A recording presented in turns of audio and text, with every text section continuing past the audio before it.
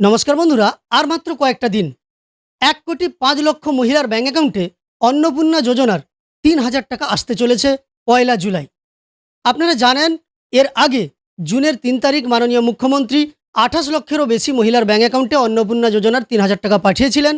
এবার তিনি ঘোষণা করেছেন এবং বাজেটেও সেটা বলা হয়েছে, ১,৫,০০,০০০-ও বেশি মহিলার ব্যাঙ্ক অ্যাকাউন্টে অন্নপূর্ণা যোজনার টাকা ১লা জুলাই পাঠিয়ে দেওয়া হবে। আর এই মুহূর্তে ব্লক অফিসগুলোতে জোর কদমে চলছে ভেরিফিকেশনের কাজ। সেখানে আপনাদের সমস্ত তথ্য যাচাই করে অ্যাপ্রুভেল দেওয়া হচ্ছে। আর এই অ্যাপ্রুভেল যাদের দেওয়া হয়ে যাবে তারা ১লা জুলাই টাকা পাবেন।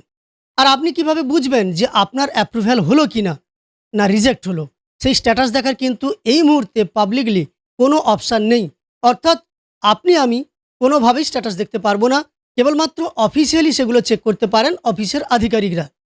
তো এই মুহূর্তে যেহেতু স্ট্যাটাস চেক করা যাচ্ছে না, তাহলে কিসের ভিত্তিতে ভেরিফিকেশন করা হচ্ছে সেটার সম্পর্কে আজকের ভিডিওতে আপনাদের জানিয়ে দেবো। একই সঙ্গে জানাবো একটি জিনিস আপনি দেখে নেবেন শেষ মুহূর্তে সব ঠিকঠাক আছে কিনা, যার ফলে আপনার টাকা আসতে কোনো সমস্যা যাতে না হয়, সেটা আপনি নিশ্চিন্ত হয়ে যেতে পারবেন।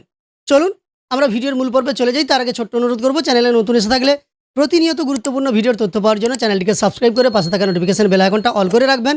আর ফেসবুক থেকে দেখে থাকলে অবশ্যই পেজটিকে ফলো করে রাখবেন। আপনি কোন জিনিসটা লক্ষ্য রাখবেন যাতে আপনার ১লা জুলাই টাকা আসতে কোনো সমস্যা না হয়, সেই ব্যাপারে বলার আগে আপনাদের জানিয়ে রাখি, ভেরিফিকেশন প্রক্রিয়াটা এখন মূলত হচ্ছে কয়েকটা ধাপে এবং কয়েকটা বিষয় আপনাদের দেখা হচ্ছে।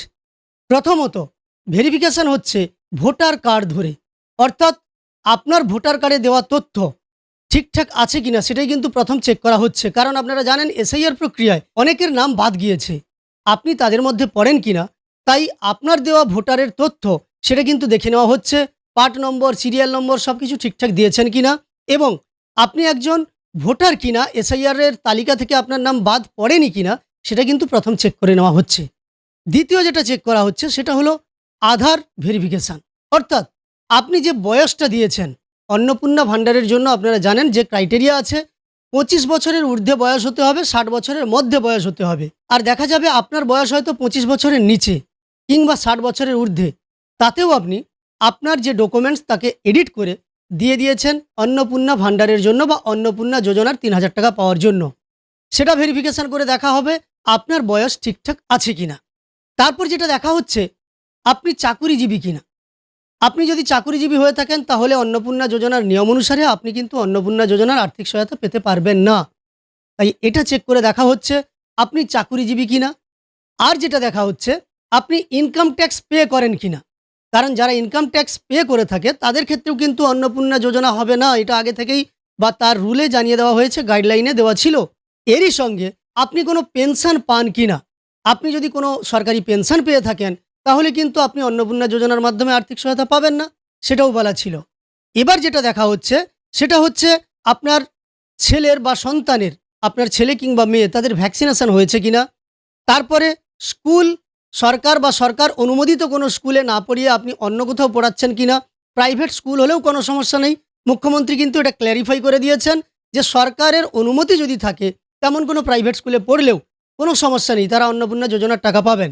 তবে এখন এই মুহূর্তে মূলত যে বিষয়গুলো সবচেয়ে বেশি ভেরিফিকেশান করা হচ্ছে, সেগুলো হলো আপনার ভোটার কার্ডের ভেরিফিকেশান, আপনার বয়সের ভেরিফিকেশান, আপনি ইনকাম ট্যাক্স পে করেন কিনা, আপনি কোনো সরকারি চাকুরিজীবী কিংবা পেনশনভোগী কিনা। তো যেহেতু এই মুহূর্তে স্ট্যাটাস চেক করা যাচ্ছে না, তাই আপনাকে একটু অপেক্ষা করতে হবে, আপনার অ্যাকাউন্টে টাকা ঢোকে কিনা সেটা দেখতে হবে। এবার টাকা ঢোকে কিনা সেটা দেখার জন্য আপনার কিন্তু একটি ডিবিটি লিঙ্ক ব্যাঙ্ক অ্যাকাউন্ট প্রয়োজন। আপনারা নিশ্চয়ই জানেন, অনলাইন ফর্ম ফিল আপের সময় আপনাদের অ্যাকাউন্টের কোনো তথ্য দিতে হয়নি। তার কারণ আপনাদের আধার এনপিসিআই সার্ভারের সঙ্গে যে অ্যাকাউন্টের সঙ্গে ম্যাপ করা আছে, সেই অ্যাকাউন্টেই কিন্তু অটোমেটিক টাকা যাবে। আপনার আধার ধরে ধরে টাকা পাঠিয়ে দেওয়া হবে এবং সেই মতো আপনার ব্যাঙ্ক অ্যাকাউন্টে, আধার সিডিং ব্যাঙ্ক অ্যাকাউন্টে টাকা ঢুকে যাবে।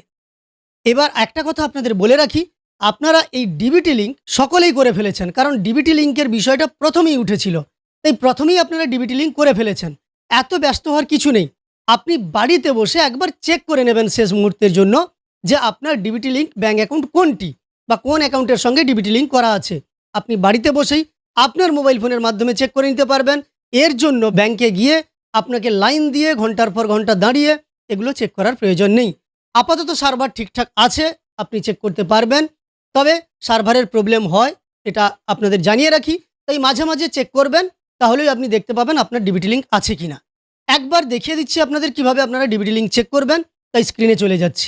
আপনার আধারের সঙ্গে কোন ব্যাঙ্ক অ্যাকাউন্ট সিডিং করা আছে সেটা দেখার জন্য আপনি গুগলে চলে আসবেন এবং সার্চ বারে টাইপ করবেন npci.org.in। এটা টাইপ করার পরে আপনি যখনই সার্চ করবেন আপনার কাছে দেখতে পাবেন এনপিসিআই এর এই অফিসিয়াল ওয়েবসাইটটা চলে এসেছে।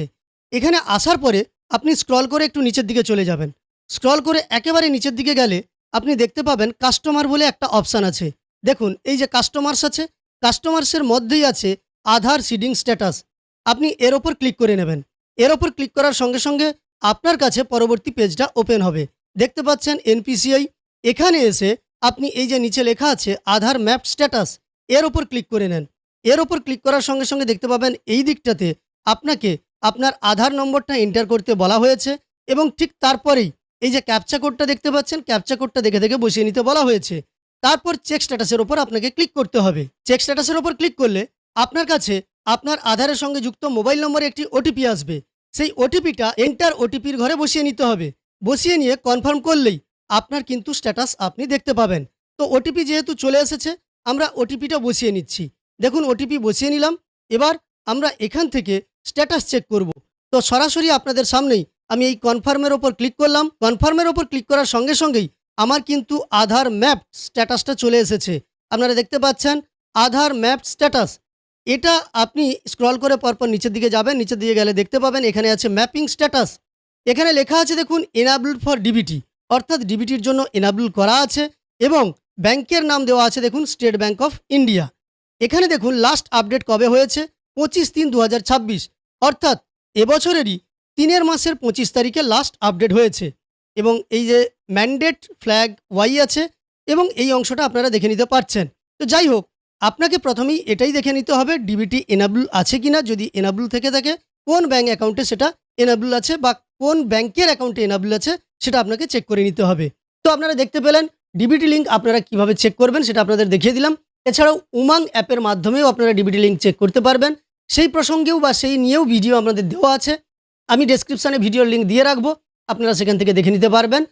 তো আপনাদের এই ভিডিওর মাধ্যমে এই কয়েকটা তথ্য দিলাম। অন্নপূর্ণা ভান্ডারের ভেরিফিকেশানের কাজ চলছে জোর কদমে এবং আপনি চেক করে দেখে নেন আপনার ডিবিটি লিঙ্ক ব্যাঙ্ক অ্যাকাউন্ট ঠিকঠাক আছে কিনা। আর এই মুহূর্তে স্ট্যাটাস চেক করা যাচ্ছে না। তো সম্পূর্ণ ভিডিওটি আপনার উপকারে এসে থাকলে একটি লাইক করবেন। এই ধরনের ভিডিও পাওয়ার জন্য চ্যানেলটিকে সাবস্ক্রাইব করে পাশে থাকা নোটিফিকেশন বেল আইকনটা অল করে রাখবেন। ফেসবুক থেকে দেখে থাকলে অবশ্যই পেজটিকে ফলো করে রাখবেন।